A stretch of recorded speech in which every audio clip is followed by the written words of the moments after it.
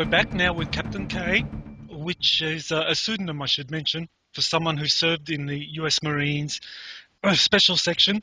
And he's going to be telling us now about his actually joining the Navy and being recruited into the Special Section of the US Marine Corps. Captain K, just maybe tell us what happened. I mean, you graduate from high school around 1988 and you end up joining the US Navy. Right. I suppose I should try and clarify the difference between the sort of chronological way that I had to remember how this all happened and the way that it actually happened to be more clear. So most of my memories and my recollection of doing the training program, being in Project Moonshadow, that was all happening at a conscious memory level that I was not supposed to remember or think of at that time unless the triggers are activated, in which then, the alter personality comes forward. Or really, I think in my case, that was my functional personality, and the alter personality was the one that they would send forward when I wasn't in super soldier mode. I think in that way it was also a little bit reverse from the typical trauma-based mind control, where you're trying to allow that person's main personality to still be functional and create a separate personality through the trauma, where in this case it was more like, we're building you from the ground up, so that's who you really are, but because during the daytime you have to keep secrecy and security, we're just going to, allow this pretty more simplistic version of yourself to be the person who you remember and think you are during the day. So my recollection is that in 1987, when I was 17 years old, I reached the completion of the training program for Project Moonshadow. And then at that point, that was when the United States Marine Corps Special Section takes that parcel of completed test subjects and super soldiers from Project Moonshadow and then parcels them into a larger pool, which all of the various super soldier programs that might have come out of the Marine Corps blend in with any of the other super soldier programs that come from any of the other American branches of the military into a larger U.S. pool that then can be parceled out or added to the international EDF pool, or Earth Defense Force pool, which can then be parceled out to the other locations variously where they need to go. So instead of being one large, cohesive, like bureaucratic military force, they've really parceled it off into lots of little smaller, more manageable agencies and divisions, which they can then just kind of put all of these resources into these pools and then, decide where to sort of dish them out to based on need.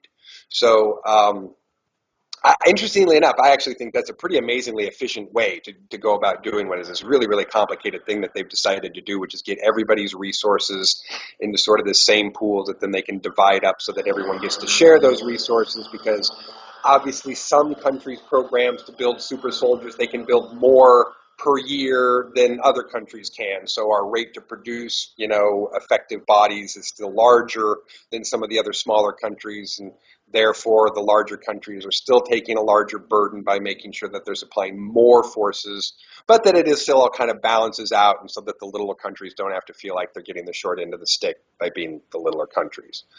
At 17, I was parceled out and did a 20-year tour, and then was returned, to sometime just after the time that we're left, so that then I'm reinserted with no memory again consciously of that experience, but heavy, heavy, heavy stress and trauma from a 20-year tour of duty, which was mostly war, and more war. And kind of trying to recover just from that, and then as a part of that, really trying to recover and kind of figure out who I was and what I needed to do, I graduated high school, and I'm like, what am I going to do with my life? What should I be? What do I want to think and do? And interestingly enough, there was a program that was inserted that was, well, whatever you do, don't join the military, because I had just finished a 20-year military service, and the last thing they wanted was any kind of trigger mechanisms that could incur, remembering things from a covert military tour of duty. So there was a sub-program that was, don't join the military.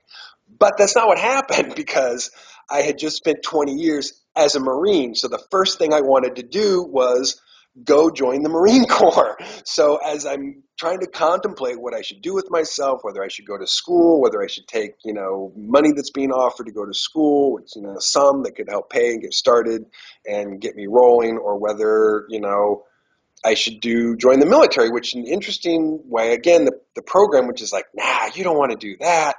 But I knew friends and peers who were doing that, and it didn't seem like such a terrible idea. And at the same time, that's moving against 20 years of pride and loyalty as a Marine. And that's was stronger. That was just stronger. So the first military recruiter that I went to go see was the Marine recruiter, and was, this close to signing paperwork to join the Marine Corps, essentially again, when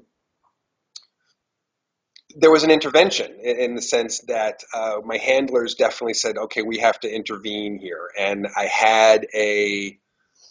it was an emotional experience, an emotional response that kind of made me feel weak for a minute, or for a weekend, kind of a period where I felt, okay, I'm strong, I can do this. Yeah, I can go be a Marine. That's great.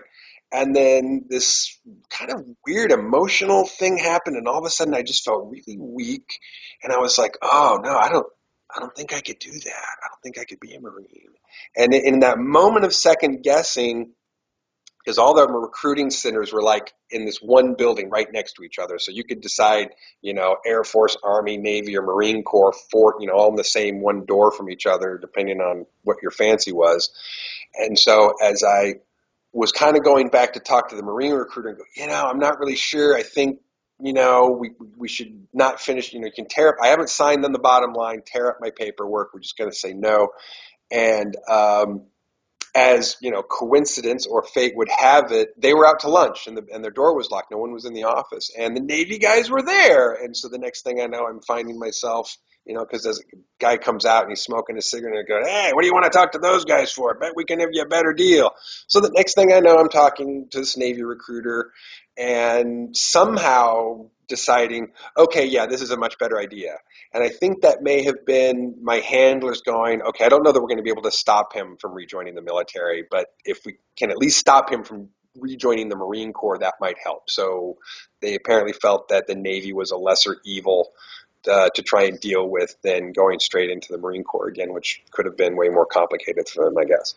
So at that point, I signed papers and I go, okay, I'm off to the Navy. And so I was sent down to San Diego Naval Training Center, Naval Training Station, TCNTS, for boot camp. And boot camp being what boot camp is, it's its own unique experience of sleep deprivation and hundreds of miles of marching and, different levels of yelling and screaming and doing jumping jacks in uncomfortable positions and so forth. So nothing I would say super exceptional about that, except that I did keep noticing something that was strange, which was coming into buildings that were totally new to me that I'd never been in before, environments that I'd never been in before, which seemed familiar. Smells, which seemed familiar, like industrial paint smells, industrial cleaner smells, industrial compound smells. I don't know how to say this, but military bases smell a certain way. They smell differently than a lot of other civilian buildings and civilian outfits, and it may just have to do with the construction materials, paint, cleaners, and so forth that they use. That all comes together, kind of makes this amalgam of smells, but they smell differently. And I would just notice, feeling like these flashbacks that made me feel like I was a kid again, like I was 5 or 6 years old, as I would smell these smells and wondering why I was having, these kinds of experiential flashbacks, making me feel like I was a kid again. And this certain sounds, aircraft going overhead close, helicopters going overhead close, the sound of many feet marching in unison, and voices calling out in cadence and so forth. It all seems so incredibly familiar to me. And I think I mostly wrote that off as, well, yeah, I've seen movies. So, okay, this maybe that's why this has a certain familiarity because I've watched TV and I've seen movies where they do this. But it was more than that. It was like a real physical experiential familiarity. So I was starting to experience something, that I'd been here before, but my conscious brain is going, "Wow, of course you've never been here before. What are you talking about?" So that part easily could, downplay any feelings that I was having that I'd been there before. Um, and again, there was this clear sense from being in a group of 110 guys that started out as 110 guys and finished, about 93 or something at the end. So it's about 100 people in the company. Um, that again, I was smarter than everybody else, had a better memory than everybody else, seemed to just have an easier time doing things than other people did. And I have, for whatever reason, have continued to sort of most of my life see myself as just normal or average, but I'm clearly not. So it was just a little mind checking to go, wow, is everybody really that dumb? Or am I that smart? And trying to figure out what that meant in perspective. So it was interesting. I was given plenty of opportunities to do things because I was smart and capable. And when you're smart and capable in the military, they want to try and give you opportunities to see what you can do. And they'd rather have a smart, capable person doing something than give it to a dumb person. So that wasn't such a surprise.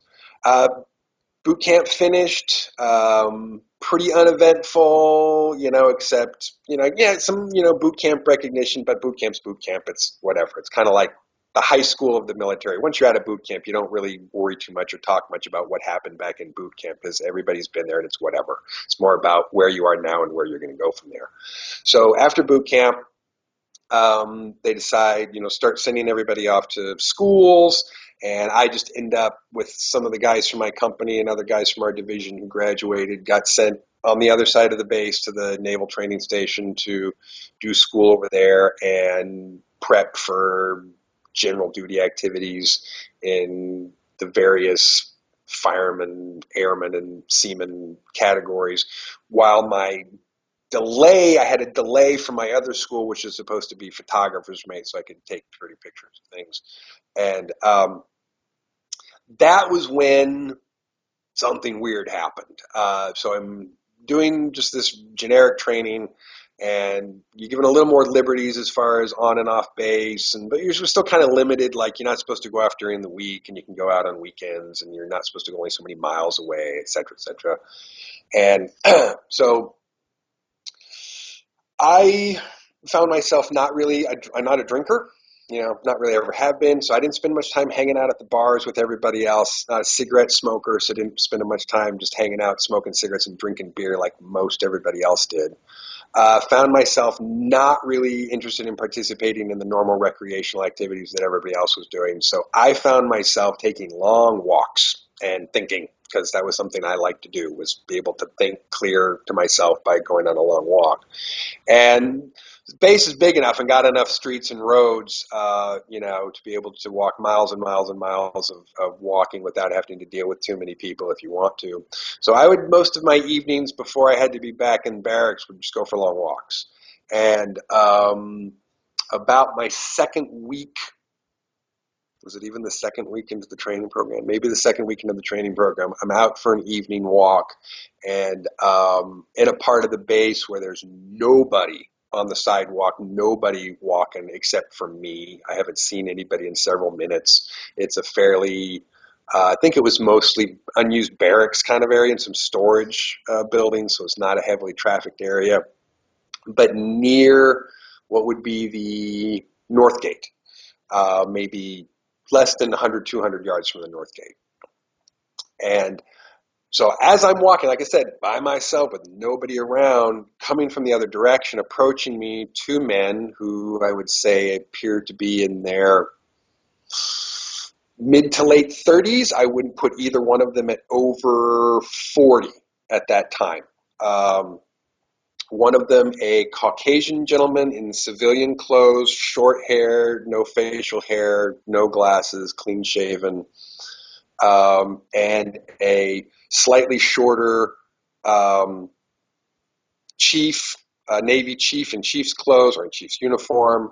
I'm going to guess based on the color of his skin and hearing him talk very little that he was Filipino because my company commander happened to be Filipino and same skin tone, same accent. And what I found out since at that time, the Philippines being this protectorate, if you wanted a way out of the Philippines, you could join the Navy when you were 17. So a lot of young Filipino kids, that was a nice way to try and get out of the Philippines at that point, was to join the Navy. So I'm guessing, but pretty sure that he was a man of Filipino descent who was in chief's clothes, who, I'm pretty sure, and this is odd, that he was wearing his sunglasses every time I saw him, day or night. He always had his jacket zipped all the way up. He often sat with his arms crossed. He did not feel comfortable looking me in the eye clearly because I don't remember him ever, ever looking me in the eye. And I can remember him speaking, not three sentences to me. He hardly ever spoke to me. In these interactions, it was always the taller Caucasian gentleman in civilian clothes who was doing all the talking and the communicating with me pretty much. But this other guy in the chief's uniform was always with him. They were always together. And certainly, this gentleman identified himself as a civilian. He did not say he was in the military, and identified himself as a preacher, a minister with a small local church, and that his friend, obviously, his associate, was able to get him on the base as a civilian guest, which you can do. And so they, make a beeline for me in the dark, in the middle of this evening, about 7:30 in the evening, and hey, how you doing?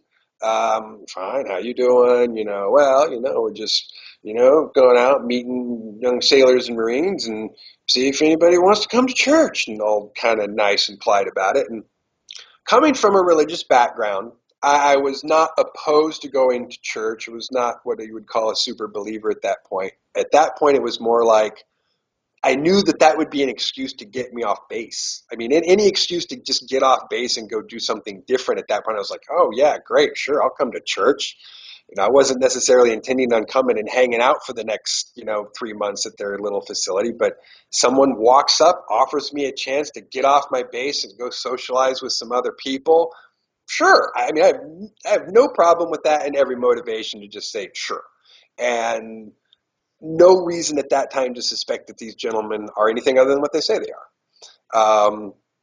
So, hands me his card, which, anybody can have a business card with a phone number on it, and hands that to me and says, okay, great. If you're interested, give us a call and we can make arrangements to come get you. And if your commanders have any problem with that, we can talk to them and let them know you're coming to church with us, and they'll be okay with that. And that was the case. If someone asked, like, where are you going? I'm going to church. And they're like, you're lying. And I was like, I pulled out the card and handed him, no, this is the guy's name. And he called him up and was like, oh, all right, fine, go to church, preacher boy, or whatever he said, And so the very next time that I saw them was on the next Sunday. There's like, oh, okay, we're going to Sunday service. And they came and picked me up in a little tan minivan, in which the Caucasian gentleman drove and the Filipino gentleman rode shotgun. And that was always the way that they drove around when they were driving together, and I was in the car with them, as the Caucasian man driving and the Filipino man sitting. And again, always looking forward, sunglasses, barely a sentence to me, almost always arms crossed. And so we go off, they drive me across town over near Balboa Park, where there's kind of a nice little area with houses, single family dwellings, and a row of condos. And this was sort of an interesting thing. We pull down this street and pull up in front of a house, and I don't know how else to describe, but this street, whoever developed this neighborhood and built these houses built wall-to-wall condos that, shared walls that connected all the way down the street, with identical sidewalks going to identical doors with identical windows. I mean, each front was exactly the same. So if I had to come back another time and someone say, well, which house was it that you were in? I would have to know which orientation I was facing, north, south on the street, and then be able to specifically identify which door that looked like all the other door fronts in the middle of the street that I would have to identify the one we went into. So on hindsight, I don't think that was an accident. I think it was very on purpose to choose this street in which everything was the same, in which nothing would stand out, and I would have no ability to recollect or pick out specifically what house I had been in or not been in. So we pull up in front of this place, walk up the sidewalk, go in the front door, and I'll be honest, I could tell at that point, I'm like, oh, I thought we were maybe going to a larger building or a structure. I wasn't exactly sure that we were coming to someone's private home, but I know people have church services in their homes or whatever, so I was like, okay, I understand, no problem. We go inside the door, and there are 5 pews on each side, wooden, kind of classic, about 6 feet wide. On the front of the room, maybe on a 6-inch rise, there is 2, like, I want to say like flower stands, and there might have even been an arch. That really is the kind of thing you could get from a wedding rental company, or something. You could have gotten practically all of this from a rental company. There was nothing really special or distinctive that they had personalized, like banners or signs that identified themselves or who or what they were doing or what their particular message or propaganda was, which in my experiences, most churches like to do that. That's part of what they do, throw up lots of little banners with little Bible verses and sayings on them and kinds of things that you want to promote a certain thinking or propaganda for the people that are in your church. You want them to feel a certain way and have a certain thinking. None of that. And I'll be honest, I didn't expect the room to be full, but it was a lot smaller as far as sparse number of people in the room than I thought it would be. So when everybody's sitting down, I'm on the left side of pews, 4th pew back, so there's 1 more pew behind me and 3 in front of me. And the gentleman in chief's clothes is in the back pew to the right side. 3 rows in front of him is a shorter, middle-aged, pear-shaped gentleman, balding head, mustache, orange polo shirt, tan slacks. He sat most of the time fairly pleasant with his hands forward, glasses, and staring straight in front. But he smiled and said hello and shook me with this very soft, kind of limp handshake, which I'm a person who gives a firm handshake, and I don't necessarily judge anyone who doesn't, but I think it does say something about someone depending on how they grab your hand, how they give you a handshake. And it was just a very soft hand and he was just seemed very conscious of not wanting to grab or touch too hard, or maybe that was something specifically he was trying to convey with this gesture. I don't know. And then it was the preacher's wife, if in fact it was her wife, middle-aged woman, size 14, kind of almost a beehive hairdo, no makeup, plain brown dress. And then the preacher guy would stand up in front, and then directly in the row in front of me, a elderly couple who was supposedly a old married couple from Kansas was their story. And they turned and introduced themselves very politely. I mean, I don't even, again, think that they spoke words to me so much as, hello, how do you do? And he, hi, how are you? And then they both turned back around. So most of my attention was either on whatever the preacher guy was doing or what this old couple was doing, because they were directly in front of me, and occasionally trying to sort of be aware of what was happening with everyone else on the other side. But I got a really close look at this elderly couple, and it just unsettled me as to what I was seeing, in the sense that it didn't seem real. And here's why. So this guy he has a haircut, which, okay, I understand an older guy with an old-fashioned haircut. I get that. But it was perfect. Like someone, I mean, the back of his head was perfect, like someone had done his hair. Um, his suit looked like it was a style that was 40 years old. You know, it looked, and it was maybe a size too small for him. So it was meant to look like this is this guy's Sunday suit that he's been pulling out of the closet for the last 50 years and wearing on Sundays only. Except I can tell you for certain, looking at the fabric of that coat, having seen what happens to old suits, even that are only worn once a Sunday, this was brand new fabric. Whatever suit he was wearing had been manufactured within the last year or two. It was brand new. So he was wearing a brand new suit that was a size too small in a style that's meant to be 50 years old. That's off the costume rack to me. Her dress was perfect blue polka dot with the blue little square thing at the top. She had white gloves, held her hands with a purse in her hand like this perfectly the whole time. She did not move from this position, hands on her lap, in her purse, staring straight ahead the entire time. Even a normal person who sits still most of the time is going to occasionally have to shift or itch or do something, and neither one of them moved the entire time. They sat so still and so disciplined that I don't think normal people would do that. Her dress also looked like it was right off the costume rack, but instead of being the right size, it was like a size too big. It didn't quite fit her. So, and the hat and the hair again looked like it was done from the back, like a makeup artist had done. I'm trying to mimic a style of someone and make this person look like they're from the 40s. So I'm going to do their hair, I'm going to do their costume, I'm going to do their makeup in such a way, and the fact that they both looked good. You know, they looked good. They didn't look average. They didn't look like normal people. They looked like actors.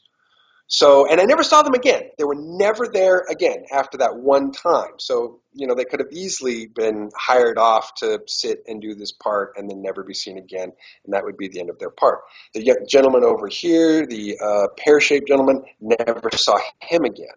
Um, Only saw the preacher's wife one more time when I came back to the same location one other time, and it was just me, the preacher, his wife, and the Filipino chief guy. And then another occasion where the two gentlemen, the preacher gentleman and the gentleman in chief's clothes, uh, said, "Oh, hey, we're going up to this thing to meet this guy, you know, who's going to do this other sermon. You should come along. It'll be great." And it's going to be up near, they say San Bernardino or something, which is a little far for me to go, or I think even based on my circle of how far I was supposed to go from San Diego. But I was like, okay, all right, you know. So they come to pick me up. Again, it's middle of the afternoon, bright sunny day in San Diego, get in the back of the minivan again. Preacher's driving, chief sitting in the passenger seat. Um, no. For this drive, it was the opposite. For some reason, whatever, the chief was driving and the preacher was sitting shotgun, which was unusual because every other time it had been the other way around. And on the floor is a small, like, case of Snapple iced teas that they just said, oh, we just got stopped at Costco and got some Snapples. The plastic seal on the case had been broken open, and it looked like one or two had been taken out already. And he kept saying, hey, you want a Snapple? You know, and no, I'm good. I had something to drink, and, you know, I had an intuitive sense. You know, I was getting that feeling like, don't drink something that you don't know where that's coming from, that someone just handed to you that you don't know. I mean, there was just that sense of like, don't do that. But after I finished whatever I was drinking, and it was a long drive, I got thirsty. And so at some point, you know, and he kept asking, hey, you sure you don't want a Snapple? You sure you don't want one? You sure you don't want one?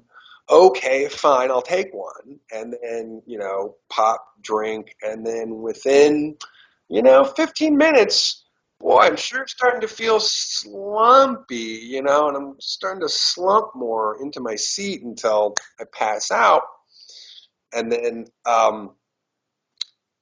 the immediate recollection after that, which isn't the whole memory, was, arriving sort of back at the base after this vague memory of this church sermon that I mostly, seemed to doze or sleep through, and running back to my barracks because I was late, because I was almost past I was actually about 5 minutes, 10 minutes past the time that I was supposed to be back to my barracks, and I got a finger shaking until I was like, no, I was at church, and it was the same chief who had been on duty earlier. He's like, oh yeah, right, you church boy, fine, and let me be 10 minutes late without writing me up or anything. But what I recall after some time later going, no, I don't think that's what happened. And, going into a meditative theta state to recall, replay the experience and say, okay, from the point where I drank the Snapple, what actually happened? And my recollection of what actually happened at that point was we drove up to the north end of Camp Pendleton, and there's a gate up near there by the artillery range, and it's not used very often. And we went in that gate and drove. There was one person there, and regular fatigues, not any like special camo or anything, but just a regular green Marine fatigues, who was at the gate, who opened the gate, shut the gate, closed it. We drove in and drove some distance out onto the artillery range where two men came to the van, opened up the side door, helped me out of the van, and then helped walk me up a ramp that was the tip of the ramp was probably hanging not 3 inches off the ground, and so that the entire vehicle that the ramp was attached to was hovering about 8 feet off of the ground. So that it was an interesting little trick that this pilot was actually doing, was maintaining the vehicle park and the ramp down without it actually touching the ground and leaving a mark, which is pretty interesting, I thought. And then they helped me step up onto the ramp, walked up to the ramp and into the vehicle, and then put me into a chair, strapped me in, and then the vehicle flew over to the backside of the moon to Lunar Operations Command, where we landed, and then I was escorted off the vehicle. And apparently this whole thing was a mistake, as far as like me having gone through this whole process and being in the Navy, and they decided, oh, this was the lesser evil, and then it was like, no, we really don't want this. This is going to be bad. He's having all kinds of recollections and things are starting to happen, and we can't let this happen. So apparently that whole purpose of being there was to take me back down to medical and have me thoroughly checked out and have all the software and the hardware double checked to make sure that the memory suppress was holding, and that I wasn't about ready to pop open and pop loose and remember everything all at once. And what I recall from that, some pretty strange um, some pretty strange experiences as far as what lengths apparently they went to test me. Apparently they really were concerned about something having gone critically wrong in whatever might build up my mechanical process, and so they practically.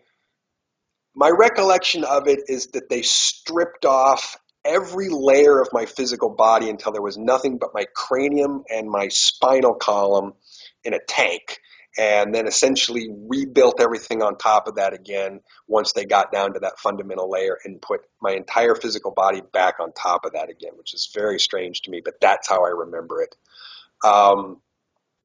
And then after that, after being thoroughly tested and medical giving me the, okay, he's fine, you can send him back now.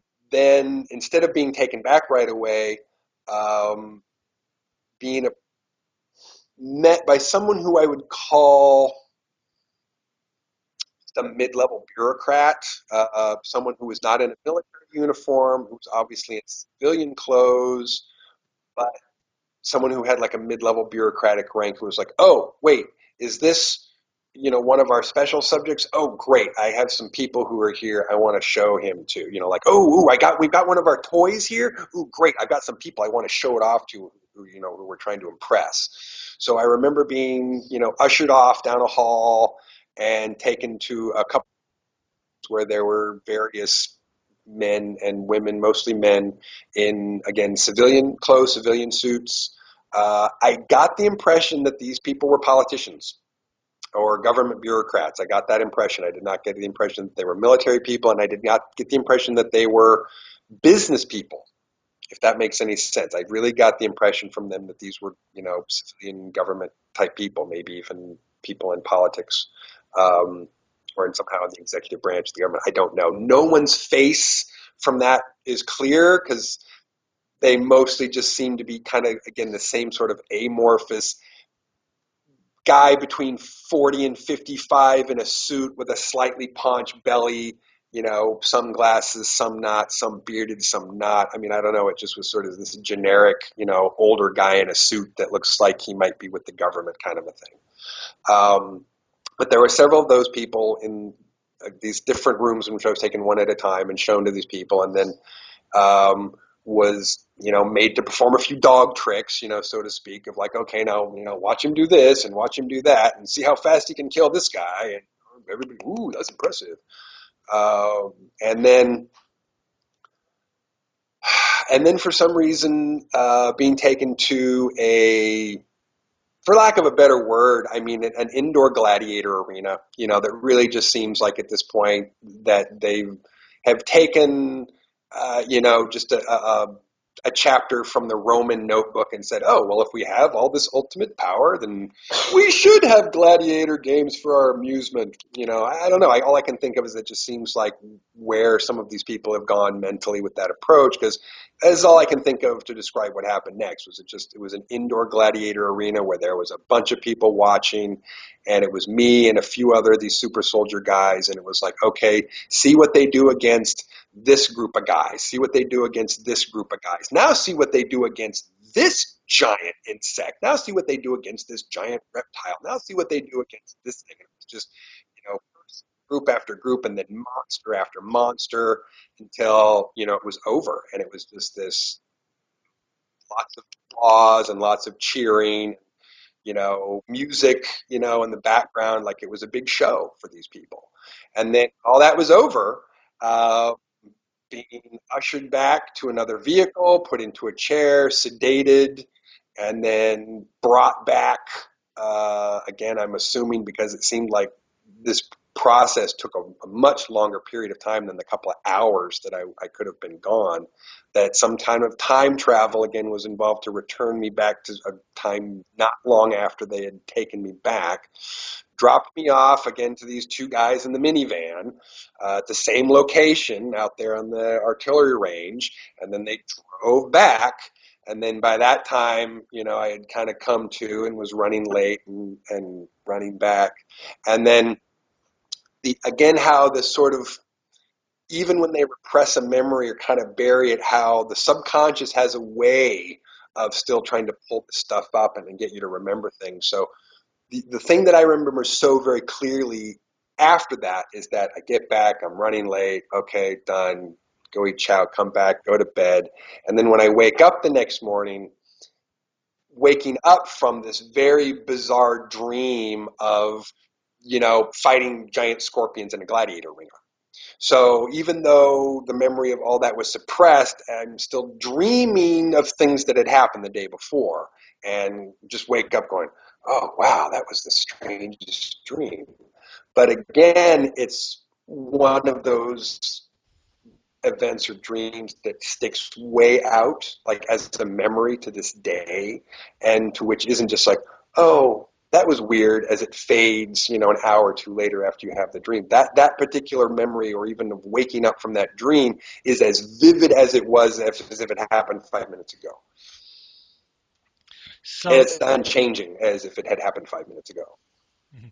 okay, so essentially, there's different layers here of experiences. I mean, you are, in a sense, being checked by some covert branch that was responsible for um, for your work and being recruited when you're with the operation with Project Moonshadow, that then you serve 20 years with this branch of the Marines, and then you come back and it's almost like you've gained 20 years, like you've got a 20-year experience, but then you're again almost like reliving the time of graduating, and you join the Navy when you're supposed to be not joining any military service, but you join, and they are in a sense doing a check on you, and while they're doing a check, they do this other stuff that you were describing, like battling against scorpions or reptilians in some sort of gladiatorial games on the Lunar Operations Center. So why don't you tell us about essentially you then go on with your Navy service, and at some point, we're going to get to the Lunar Command or the Lunar Operations Center to find out, what your service was with them. So why don't you just tell us about what happened when you get back? Do you just kind of continue having a normal Navy service, and then do you have a normal career? And then maybe we can come back to exactly what happened during that 20-year service that you did. Sure. It actually it was very specific what happened right after that, and what happened right after that, I'm pretty sure was because of this moment where they said, "Nah, we have to intervene, pull him out, do a check," and then, like I said, oh, while he's here, let's only do some tricks. Um, then that process, it was like, yeah, this isn't working. We don't want him to be here. How do we get him to not be here? And so there was some programming that was added, before they sent me back, so that when I got back, I want to think of exactly how to say this right. It was I, well, I think it was I think that they placed a false memory, is really what I think it was, because when I came back, um, so, I remember recollecting, I got back late, I go to bed, I wake up, have a strange dream. I want to say it was within the next 2 days, within the next 48 hours, in which it was just some silly, duty thing to do for the afternoon, where, we get assigned to different work groups. And in this particular case, we were supposed to be um, cleaning out some supply cabinets and another empty barracks, or trying to consolidate some kind of supplies into another area or something. So it was just, silly, dumb job for the day. And while I'm in this barracks by myself, looking through these cabinets, and another guy's, on another barracks on another floor, looking through these cabinets, looking for these supplies that we're after. I'm not sure, remember even what it was we were after, but it was something specific that the chief wanted. And as I'm doing that, I had what normally a person might call a vision, but I don't think that it was. I think a proper perspective on it, that this was an implanted memory or an implanted experience, something holographic or pretend thing, which was meant to affect me, which it did, which was to hear and see a vision of Jesus Christ, which, coming from a Judeo-Christian background, that was something that could primally still affect me. And again, this is another reason why I'm not buying it, because it's the classic,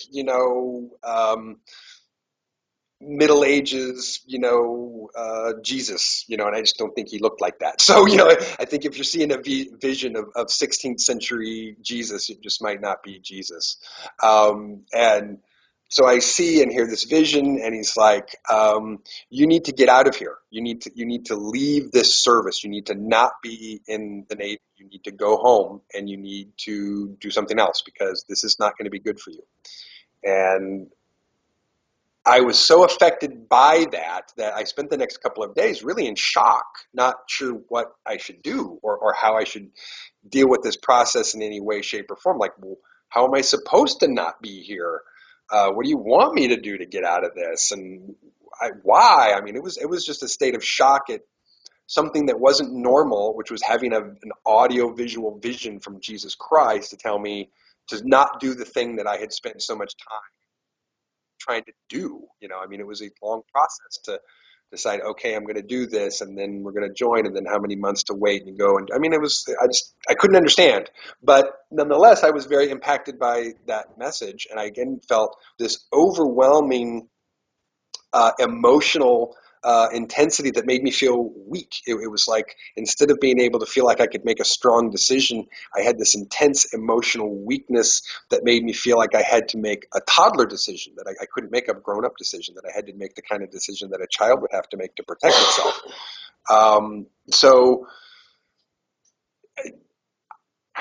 not sure what else to do. I went down the list of things that I knew would get me out of the service once you're in, which pretty much the three down the line are bedwetting, sleepwalking, and suicidal tendencies. If you're a sleepwalker, you're out, and because that's too dangerous for them. If you are a bedwetter, that's a sign of something else, you're out of there. If you say, no, really, I've got suicidal tendencies, I'm depressed, okay, you're out of there. So I thought, okay, I don't think I'm good enough to fake somnambulism. I don't think I can do that. So bedwetting, and I couldn't do it. A couple times I wake up and my bladder's full. I'm like, okay, just wet the bed down. Just piss yourself now, and you can deal with the shame and humiliation. And go, oh, I feel so bad about it, but whatever. They'll kick you out, and you'll get what you need out of this. But I couldn't do it. I just potty training was too strong, and I couldn't do it. I have to get up and go. So I finally said, okay, fine. I made an appointment to go talk to the chaplain and said, yeah, I'm feeling pretty depressed and I just keep thinking about taking my own life. And, if they want to make sure, so it wasn't immediately like, oh, off you go to the hospital. It was a little, oh, are you sure? How are you feeling about that? We will send you over to the doctor and you can talk to the doc. And I just kept insisting, that I was depressed and I didn't feel well and that I just kept thinking about taking my own life. And so they sent me over to the hospital where I just kind of gave them the same line, and kind of just sat around with my arms crossed and desocialized myself from people as a real conscious act, though. I mean, these were not like in, these sort of knee-jerk emotional reactions that I was having. I really knew in my mind that what I was doing was just needing to convince people that that was the story and that was the narrative. And I could do that with body language, and I could do that with communication or not communication. And eventually, if I just stuck with my, I'm sticking to this, then eventually they would sign the papers and set me free. And so after 2 weeks of observation in the hospital, they were like, okay, fine. Do you really want to go? Do you not want to be here? And I was just like, yeah, I'd rather go. And they were like, okay, fine. And they set up papers. And so essentially I did not get a discharge from the Navy, not an honorable or a dishonorable. What they gave me was something called an entry-level separation, which is essentially saying, well, fine, you were never here as far as anybody ever needs to be concerned with, which doesn't mean that I don't have any paperwork that I do. That was the paperwork that I was able to acquire. So I have that material. But as far as my status with that service does not count, essentially, towards anything. So that paperwork, as far as me getting towards my benefits or anything else, does me no good whatsoever. But it was an interesting and telling experience of how that happened, how it really felt like it was not my choice, but one which I felt like I had to follow along with and stay committed to. And once I did, it just, like I could mentally feel like this is the path I'm going to stay on, because whatever voice is telling me not to be here, whether it's Jesus or not, strong enough and powerful enough that I'm going to have to listen to it. And so I just, not fully understanding it, said, okay, fine, I will follow this path to be out of here and then see what happens. And so I got out of that experience and then went back home and went back to school and, tried to sort of continue and have a normal existence, only to be confounded, at turn after turn with a series of symptoms which eventually, I identified as proper post-traumatic stress disorder symptoms, but just became this series of actions and reactions which I didn't understand. So I kept looking myself in the mirror going, what is wrong with you? what is your problem? What's not working right? Why are you feeling this way? And why are you behaving this way? This isn't like you. You don't think like this. You don't act like this. You don't do this. What is wrong with you? And my only response that I could give back to myself was things that I can't live with. I've done things and I've lived through things that I can't live with. And I didn't know what that meant. I had no idea what that meant. All I knew is that was my honest answer when I asked myself, what's your problem? Was that my internal self was able to answer back, well, things that I feel so terrible about doing and being part of that I don't want to live. But I didn't really genuinely feel suicidal. There was just never a part of me that really wanted to die. There's a part of me that wanted the pain to end, that wanted the suffering to stop, that wanted, whatever was causing this discomfort to be over. But I was not so despondent that I really wanted to ever take my own life. That's just not the case. But I felt like I just wanted it to end. And it was that coming from that place that I just knew I was no longer myself, whatever that meant. And at that point, the journey became about no matter what I do from this point forward, I have got to get to the truth of what is my pain and why do I need healing from that. Because if I can't do that, honestly and truthfully, I will never, ever, ever have a normal day in my life.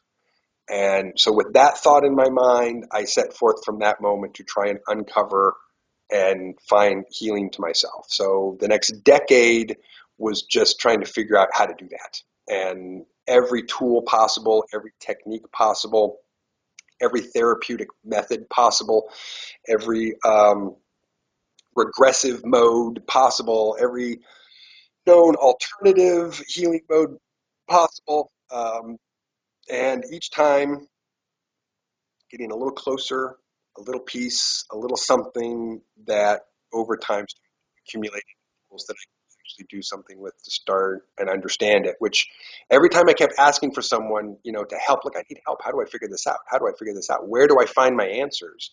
The wisest, most powerful meditative people that I know who I really respected, like, you understand your mind and your body better than anybody else. How do I get to the center of my mind?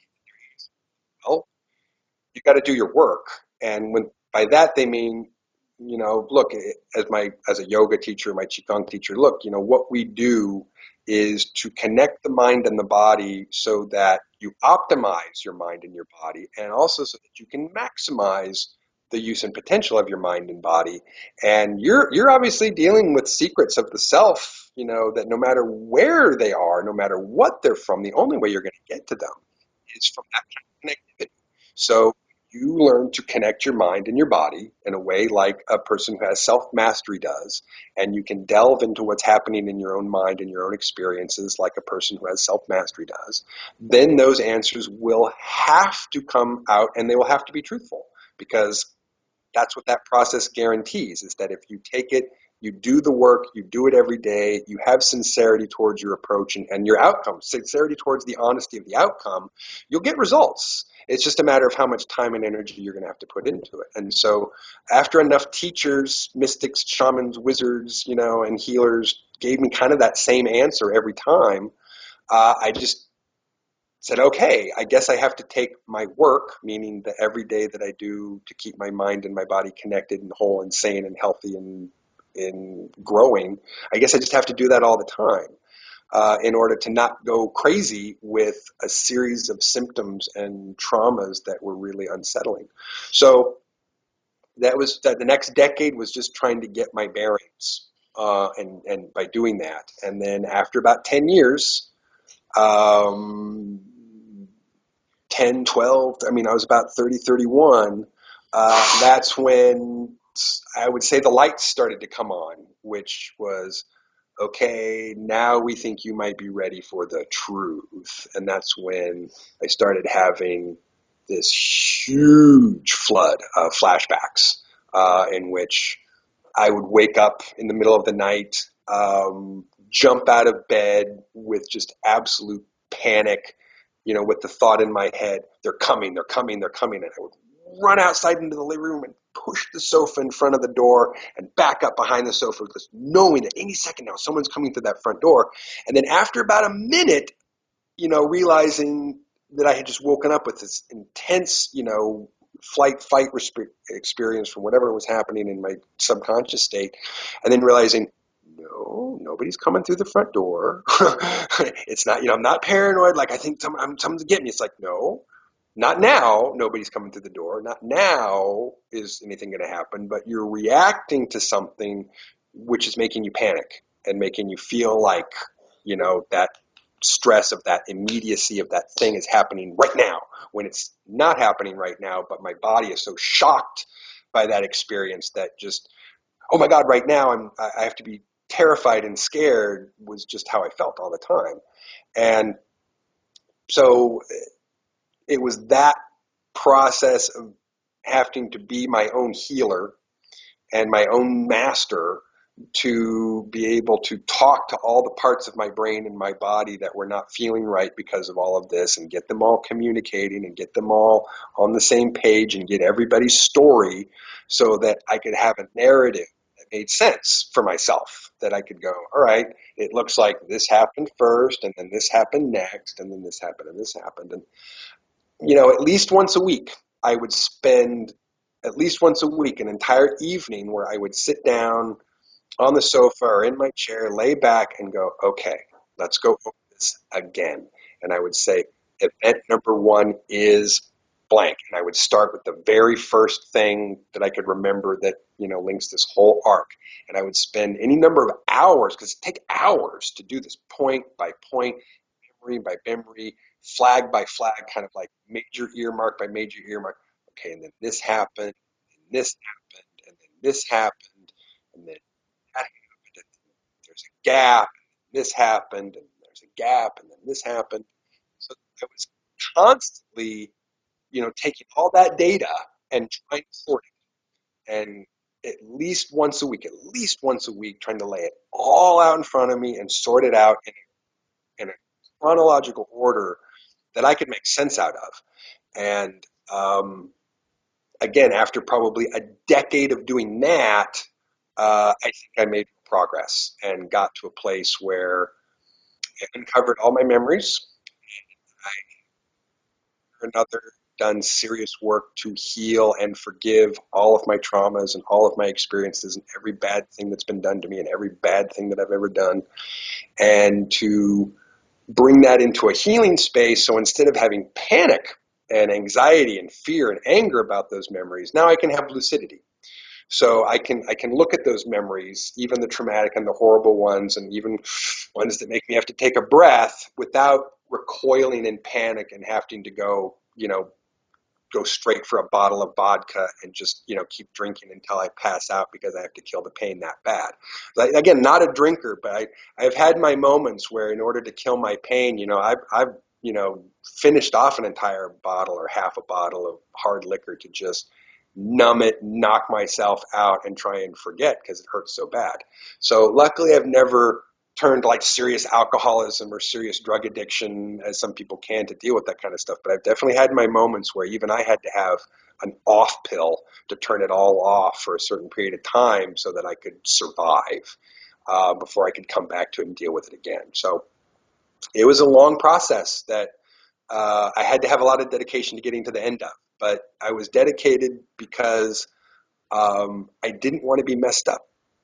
Like, that's the simplest answer I have. I didn't want to be messed up. And in order to not be messed up, I was going to have to do this huge amount of work to fix whatever had been broken and whatever had been taken apart and whatever had been mishandled. And what I learned over time is that I had just been a super soldier that had been thoroughly used. I was a vehicle that had its tires run into the ground and its engine run into the ground and its computer board run into the ground. And so, I was a war machine that had been through 20 years of war, and then, okay, done, toss it. So I essentially had to spend 2 decades, about the same amount of time that it took me to do that service, to heal from that service and to achieve wholeness. In fact, I would say that I didn't really achieve any kind of real solid wholeness until what my higher self says the loop closed. And my higher self says that when the loop closed is when I hit 37 and I actually passed the date at which the first time that I hit 37 and then was brought back to 17. So once I went past that actual date for the second time, that loop could close. That temporal loop could close, and I was actually no longer physically in two places at once. Because if I'm to understand and believe this, that until I was 37, I was actually physically in two places at once because of a difference in temporal space. So because I had to relive those periods twice, I was between 17 and 37, my physical body was in two places at once, creating what he called a temporal schism. So that loop didn't close until I was 37, and I couldn't start healing the temporal schisms until I was 37. So I mean, it was just a really lengthy process, and there was a lot of little tinkering, a lot of work to deal with a huge amount. So um, yeah, I mean, I was left damaged, and I had to fix myself because they weren't going to do it. Right. Okay. So essentially, then after you leave the navy, you go through this period where you're living a normal life, finishing school, doing whatever it is, whatever profession you've taken up. You're suffering the symptoms of what appears to be PSTD. You go through some introspective journey. You find out all about these memories of having lived basically another existence as part of this covert operation, Project Moonshadow, and what that led off to when you were 17. And so when you turn 37, that's the critical time when you can close the loop between these two kind of separate existences, if you like, and basically get lucidity about what happened to you for that first 20 years, which is when you actually completed your Project Moonshadow training and then went off into the covert services for 20 years and served with the Marine Corps, its secret branch. Correct. That's all correct. Okay, so essentially, before we kind of move into what happened in that kind of first, when you completed your Project Moonshadow training and you actually go off and work for the Marine Special Section, what was it that you did? Your normal existence. What profession did you have while you're kind of working out these kind of suppressed or repressed memories and finding out that you hadn't had another existence? What was your profession? Um, Without trying to be too specific necessarily in a way that could make me too identifiable to anybody who has my file, I would say that I essentially was a jack of all trades. I did a lot of different things. It was not easy for me to have consistency doing anything because this intense, healing and trauma process would sometimes take days and weeks right out of my life where going to work was not an option. So I had to kind of build my life in a way that I could do contracting jobs, part-time jobs, consulting jobs, independent business opportunities, independent entrepreneurial opportunities, and things that would kept me having a lot of flexibility, not necessarily a lot of income sometimes. Most of the time it was, you know, still barely working middle class wages, but definitely having to keep it very flexible and keep myself very fluid because I didn't feel like I could stay anywhere or do anything for a particularly long time based on all the changes that were happening in my reality and in my mind body experience. So a lot of different things. I did a lot of different things. I mean, you could probably list 20 random jobs, and I could pick out that I've done at least half of them at one time or another. was there, in finishing up this part, which is looking at that kind of more conventional phase of your life that you consciously lived, was there anything during that period which kind of suggested that again you were being kind of checked out or being monitored? Because you mentioned, the church experience when the Navy took you in, or when you were in part of the Navy and then you went off and Camp Pendleton and they basically checked you out. Was there any other incident during this kind of more conventional phase where you were being checked out? Um, yeah, I think so. It was. I guess I should say this: that the first decade of trying to sort of find, you know, where I was coming from and what had happened was. I mean, and in some ways, I took a lot of who I was as a very rigid, disciplined person and threw it out the window for a few years because I kind of felt like this hasn't served me to get me the answers that I want. Maybe I need to just put that down. And so, as sort of a lifestyle, as a person, I kind of embrace something a little more fluid and a little more chaotic. And I don't mean that in a negative way. I just mean in a less, super orderly, disciplined way. And so, there's a lot of things I wasn't aware of because I was trying to not pay attention to certain things. And so I do get the feeling that there were still people who every once in a while, a person would show up in my life and, have a strange conversation out of nowhere, or a person who randomly, strikes up a conversation in a coffee shop, or um, different ways in which you just interact or run into people on the street in a college campus kind of community, which made me feel like I would get these intuitive senses, from people, especially if I got to touch someone or shake their hand. If I got to make physical contact with a person, I would often get a way stronger intuitive sense of what I should think or feel about that person if I actually physically touch them. And often in a handshake, I could get a real sense of feeling like whether that person belonged here or not, having a sense of whether that person had my best interests at heart or not, and a sense of whether that person had a hidden agenda or not. And there were enough times when I feel like I would shake someone's hand and it would feel strange, like this person isn't who they say they are, or they're not supposed to be here. They don't have interest at heart, and I can't trust them. And sometimes people smile and look, well dressed, like you should be able to trust them, and they should be fine. Not, but I can't say every time for what reason that could be. I mean, there are 10 million different reasons why a person can be not who they are, not what saying what they are, not belonging where they're supposed to be, and not trustworthy. That doesn't make them a spook or an intel agent who's spying on you. But there was always this feeling that I was not far from being watched, and I was not far from people keeping an eye on me. But for the most part, I think there was really a very discreet distance kept. And the only thing I can relate is as a fairly modern experience. I had a friend who, unfortunately, we don't speak much anymore because there was a little bit of a falling out that I think was planned, not on my part or his part, but on someone else's part that did not want us talking. Who I met through other friends who my mutual friends had said, you should sit down and talk to this guy. He is talking about some strange stories like you tell. And I was like, oh, well, okay, maybe we should talk.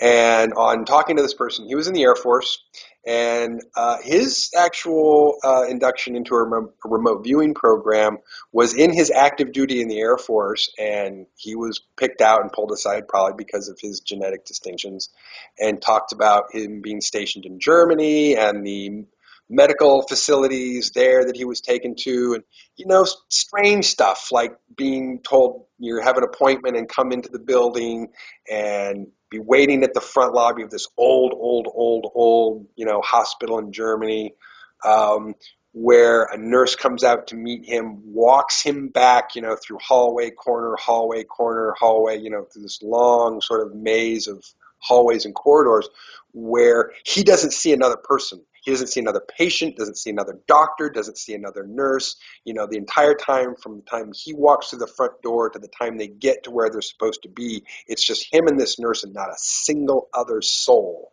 And then how, okay, just lie down here, and we'll come get you. And then basically him getting sent back to his unit 10 days later with almost no recollection of what happened in that 10-day period. And he once said to me, this is sort of this long arc that I was trying to get to. He said to me one time, because I had to ask him this question, we were having this conversation. I was like, look, do you ever get the feeling that you're on a list and that maybe it's a list that the police have, and it's not a list of people they should watch or people who they should keep an eye on, but it's the list of people who they shouldn't touch, people who they shouldn't mess with? Because I keep getting this weird feeling when I run into law enforcement, like when they see me, if it's local people who know me in this community or who would have me on their list in this community, when they see me, it's like, oh, not this guy. I get that feeling. As soon as they look at me, they're like, oh, you. I've even had, I remember a cop pulling up behind me, ready to pull me over. And then it's like, as soon as he saw that it was my car and my license plate number and saw that it was me, he just made this gesture like, like crap. And then just went right around me and just took off and turned off his lights and went a completely different direction. And so when I asked my friend this, I was like, have you ever felt like that? You ever heard that? And he says, well, I had a friend who worked in the police department. And I asked him one time, I was like, is there a list? Is there a list? And his friend, casually acknowledged, like, yeah, there's a list and you're on it. Which the reason I had even had that thought was, again, after several experiences where I felt like I was giving a treatment, a deference that other people necessarily wouldn't get, not just because I'm Caucasian, but because unlike circumstances where I've seen other people interact with police officers, where the police officer is really like, okay, I'm in charge here, and you're just going to have to do things the way I say. They never do that with me. Ever do that with me. They are so polite. They are so, how you doing, sir? Yes, sir. No, sir. Well, we just want to make sure everything's safe and you're doing all right. You have a nice night. Stay safe. And they never, ever give me any grief, ever. And for someone who has lived their entire life, driving like a maniac on the road. I spent the first half of my life driving like a speed demon. I don't do that anymore. But for as fast as I used to drive and having never, ever been pulled over, and the only times whenever a police officer, sees me somewhere or approaches or wants to say, oh, hey, what's going on? Oh, it's, I get this, oh, it's you, look, and then they walk away. So I can't prove that, but it makes sense to me that if you have an investment that you're trying to protect and that you know that the value of your investment is a hazard to other agencies of government or law enforcement and the kind of thing that could blow secrecy, you just might want to make sure that those two things are not going to run into each other whenever possible. And in fact, you may want an issue a list to local law enforcement to say, if you run across this person, handle them in this way and say nothing. And I don't know whether that's true. I have a person who says that they talked to a person who was in the sheriff's department who said yes. And I feel like, again, that I have had this been treated differently by them my entire life, and not in any kind of a harassing way, but way more of a please don't kill me way. Well, that really, I think, wraps up this second phase where we're looking at this kind of more conventional period of your life where you're recovering these memories. So what we're going to do is take a break and come back to the next part.